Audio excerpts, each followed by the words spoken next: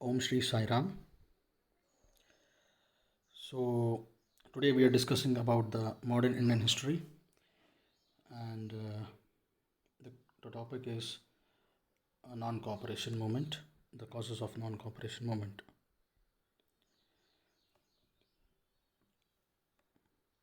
So, this is the picture of the non cooperation movement.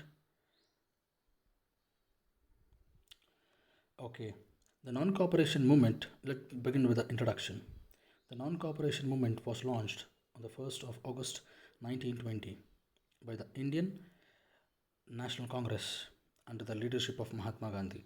It signifies a new chapter in the history of Indian freedom struggle. Okay, what are the causes? So these are the important causes what I found to explain you regarding the non-cooperation movement. The Rowlatt Act, 1919, Jallianwala Bagh Massacre, Government of Indian Act, 1919, and Khilafat movement. Okay, so these are the four causes which led to the non-cooperation movement, to launch the non-cooperation movement. So what are the goals of this non-cooperation? What they wanted to achieve out of this non-cooperation movement? So boycotting boycotting everything which is of British. Examples I have given here, like textiles, like clothes, okay, government jobs, and schools and colleges, and also in the army. So whatever which is of British in India, everything should be boycotted. Everything should be boycotted according to this non-cooperation movement. So this is a picture. They are saying that boycott British goods. Okay. These all photographs I have taken from the internet. Okay. So let's begin with the Rowlatt Act, one of the important act in 1919. So according to this act, the British came with this act, and this original name was actually, it is the name is Anarchical and Revolutionary Crime Act. This is popularly known as Rowlatt Act.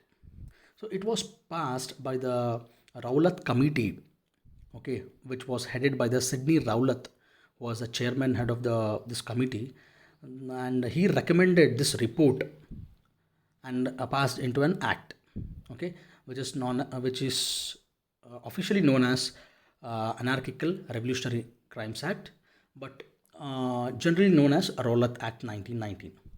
So what are the objectives of this, what do you say, act? Okay, so these are the two objectives: arrest without a warrant, okay, and arrest a person can be detained for any longer time. Okay, so these are the things. So what do you mean by arrest without warrant? Okay, so let's see that. I'll give an example. By this passing this Rowlatt Act, what all happened actually? So by this act, this is a despotic powers, unlimited powers given to the military and police. Any crime, okay, given to the given to the police. So any civil society giving these more powers to the police or what do you say, military, it means that the erosion of the civil society, like cutting down the hands of the civil society, which because it gives the more liberty to the police and military. So it is just cutting down the civil liberties of the people.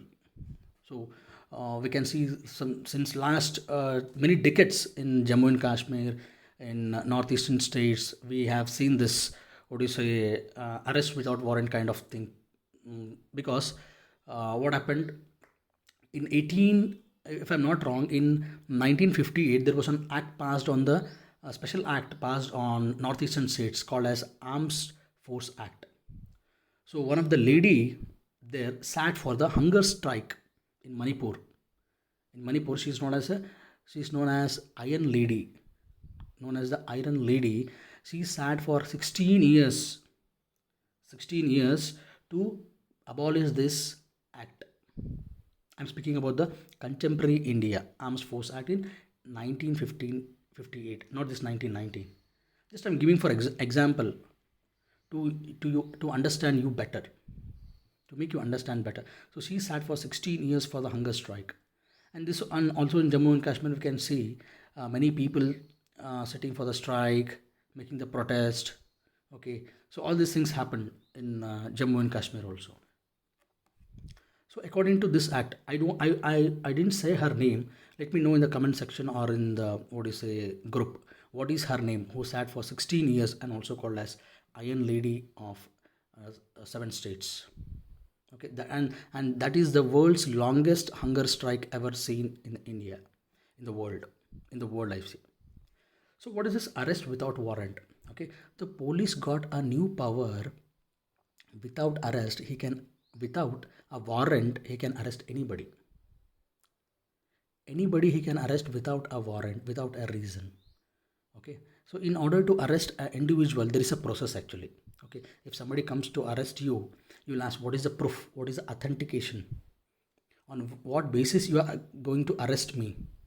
So those kinds of question you'll be questioning to the police officer or any kind of officers, and that person says, okay, this is the warrant, this is the letter, official letter issued by the people, and we are arresting you. Okay, so this official letter which is being bought by the by the officers to arrest you. So these kinds of warrant was not at all required for any police. So directly he can come and he can arrest according to this Rowlatt Act 1919. So this is nothing but a civil liberty of the people, cutting down the civil liberties of the people. So this is most dangerous act. And second is arrested people can be detained for can be detained for any longer time, can be detained for any longer time. So according to this, see, there is a process when the person is arrested with a warrant. So what is the next step? He shall be kept in the prison for 24 hours. Okay, so detained is something, detained in the sense he can keep you simply in the prison without producing him to the court of law, and for any period without producing in the court of law. Not only 24 hours, he can keep you n number of days. It may be for months, days, years, etc. So that is the reason I have said this Rowlatt Act is very, very dangerous. This is nothing but the refusal of habeas corpus. This is nothing but the refusal of habeas corpus right. So according to this right, this is the most fundamental right in our Indian constitution present. In our present Indian constitution, this is the most fundamental right. So in which article it comes, I won't say. Let me know in the comment section or in the group. It's a habeas corpus right. So according to this right, a person who is being arrested should be produced in front of the court within 24 hours, or else he can directly go to the Supreme Court to get the habeas corpus right. So directly he can go to the habeas corpus to the Supreme Court to bail him. So this is the fundamental right given to the people, and this was completely denied by the, according to this Rowlatt Act. So I can say this is the fountain. This is the fountain of all the civil liberties, habeas corpus.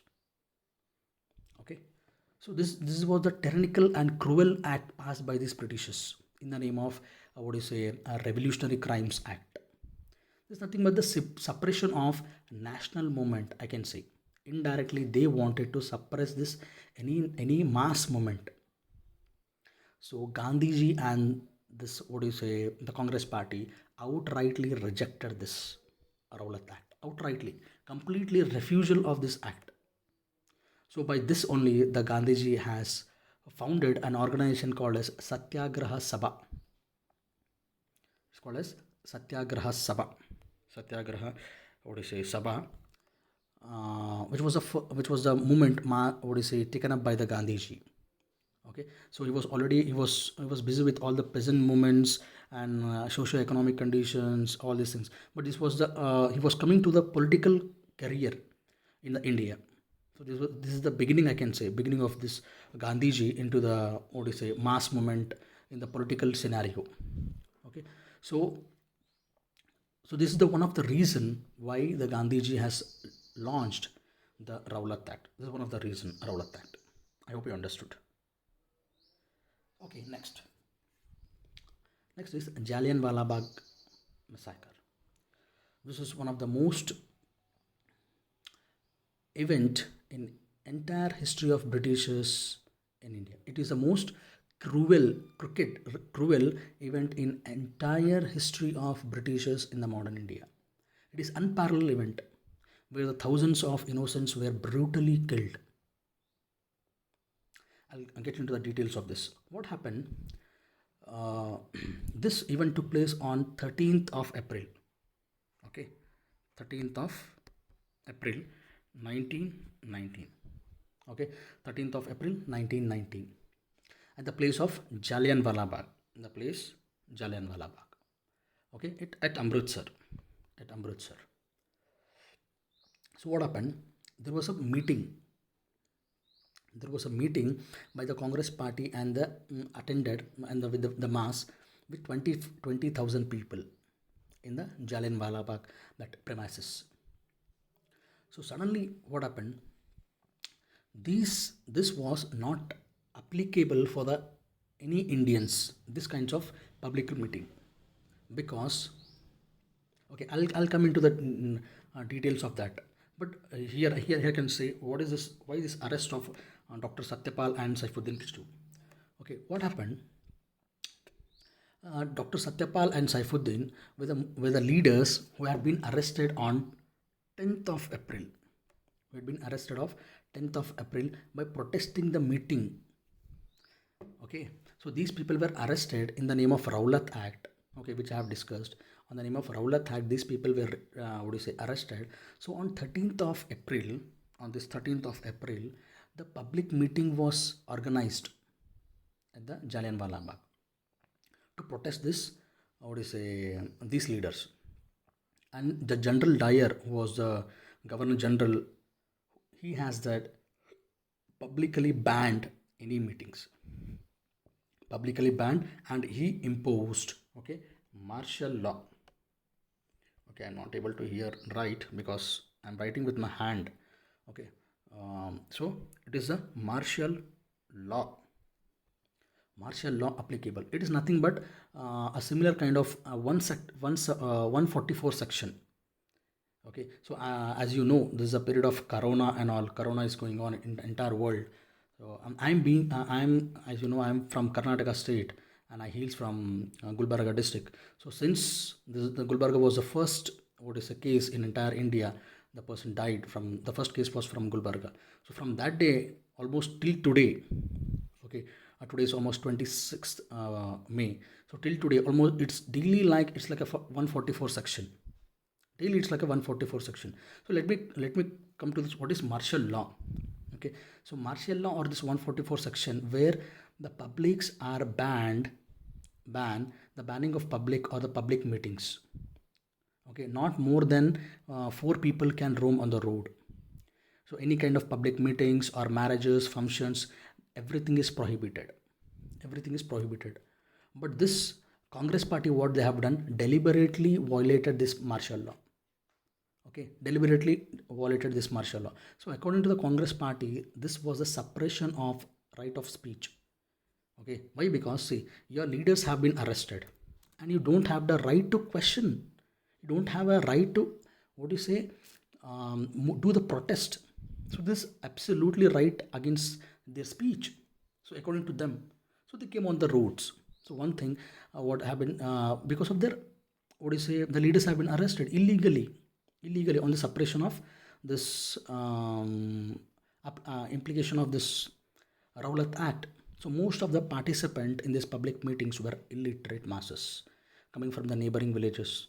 And when the masses heard that their leaders have been arrested, so simply they came along with the mass because they were illiterate and they didn't know what is this martial law. Okay, and the public, the meeting was going on. The innocent masses were sat and hearing the meeting speeches, and they gathered peacefully in the Jallianwala Bagh. And suddenly what happened, the general brigadier Dyer, there are two Dyers, one is General Dyer and General Brigadier Dyer. Okay, this General Brigadier Dyer, the General Dyer, who came and opened the fire of 1500 rounds, at least 1500 rounds bullets were fired on the innocent masses who were in the Jallianwala Bagh. 1500 mass what is say rounds. So at least more than 1000 people, around 1000 people were innocent masses died, and most of the people were killed by what is say stamping the legs. Okay, and many people died in the well. There was a small well in the compound wall of the Jallianwala Bagh. So many people died in the small well, and many people killed by the stamping. So this is what is a inhuman activity which was performed by this General Dyer. Okay, and what happened suddenly after this? So the Britishers knew that what happened, the public will get on the roads and it will be great protest again. It will be again a huge protest. So what they have done, they have declared curfew, complete curfew for 3 to 4 days. 3 to 4 days. And according to some British books and officers, what they say, only 180 people have been killed. That is the same thing, the cunning nature of the British. They always say that even in 1857 revolt, what we call First War of Independence or 1857 revolt, and what the British historians or the British officers say, it is just a Sipahi mutiny. It's a revolt of Sepoys, nothing more than that. So they justify in their own manners, and we have the authentic proof for that. Okay, and they what do you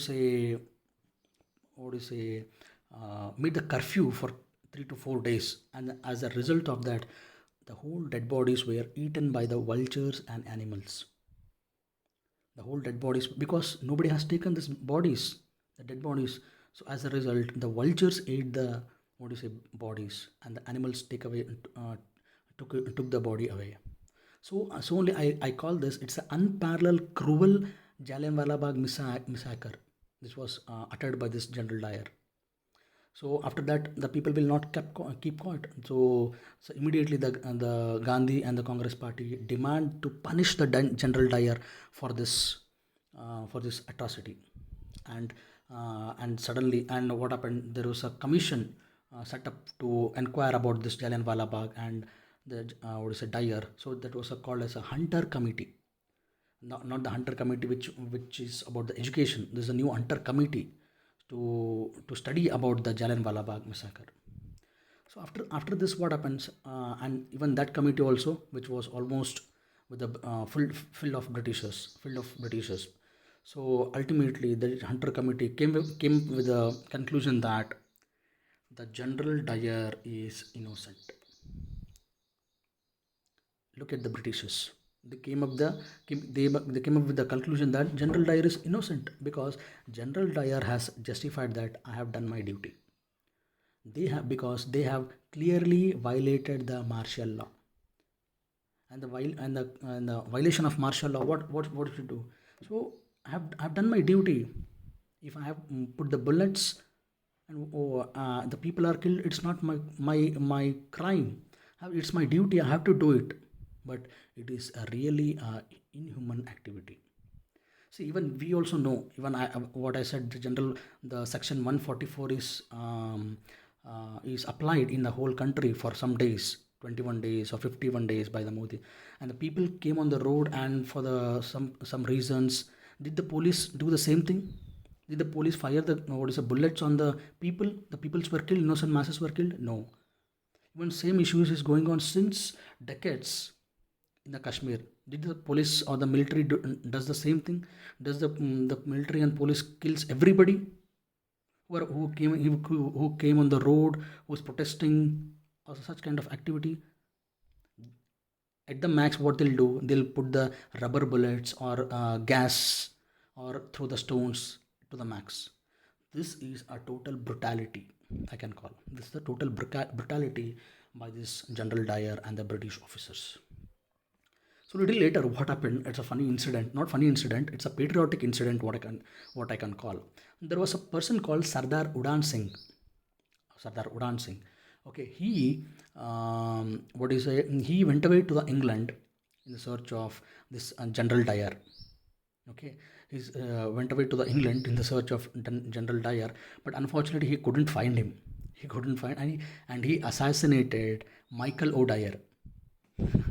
So the person who is indirectly responsible and who was the Governor General at this point of period, Jallianwala Bagh period, so he assassinated that person in 1940, little later. And he himself called as Udan Singh. He himself demonstrated as the Ram Rahim Singh.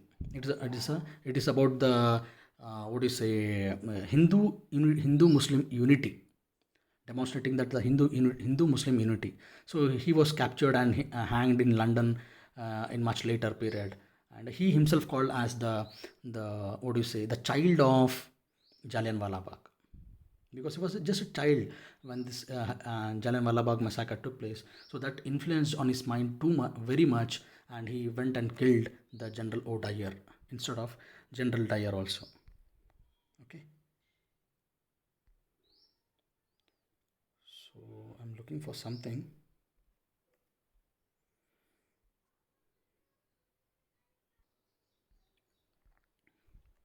So this is all about the Jallianwala Bagh massacre and what is a Rowlatt Act. So this will be the my first part because it's already more than 20 minutes. So I'll stop it here. So in the next part, I'll continue with the what do you say next two important causes, that is 1919 Government of Indian Act and Khilafat movement. So these are two acts, what do you say, other causes which were also responsible held to launch the what do you say non-cooperation movement. Okay, and okay, this is the what is a ground of the Jallianwala Bagh massacre. You can see one side complete police and the people. It's a painting. I can say all the three sides were what do you say covered by the walls, huge high walls, and from a narrow line, this police came and fired to the masses. Okay, which I have already taken from this. I said I've taken from this internet. Okay, so in next video we'll meet.